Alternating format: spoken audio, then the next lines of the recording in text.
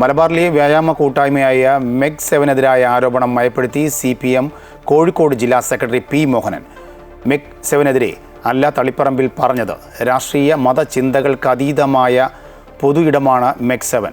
ഇത്തരത്തിലുള്ള പൊതു ഇടങ്ങളിൽ വർഗീയ ശക്തികൾ നുഴഞ്ഞുകയറുന്നതിനെതിരായ ജാഗ്രത പാലിക്കണമെന്നാണ് പറഞ്ഞത്. Popular front, Jamaat Islami, RSS തുടങ്ങിയ സംഘടനകൾ നുഴഞ്ഞുകയറാൻ ശ്രമിക്കുന്നുണ്ട് എന്നും അദ്ദേഹം കോഴിക്കോട് പ്രതികരിച്ചു.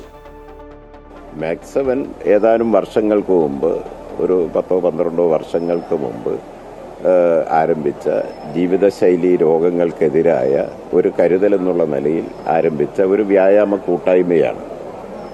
അതിനെ എതിർക്കേണ്ട കാര്യം ഞങ്ങൾക്കില്ലല്ലോ. എന്നാൽ ചൂണ്ടിക്കാണിച്ച കാര്യം അത് ഒരു പൊതുവേദിയാണ്. അതുപോലുള്ള പൊതുവേദികളിലും പൊതു ഇടങ്ങളിലും സമീപകാലത്ത് അപൂർവം ചിലയിടത്ത്, അതിതിൽ മാത്രമല്ല,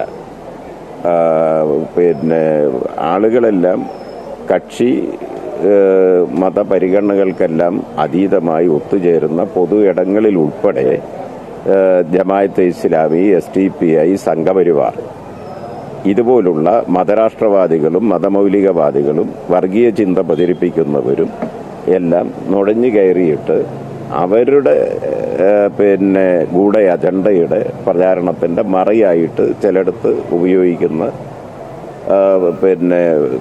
അത് പൊതുവെ സമൂഹത്തിലുണ്ട്.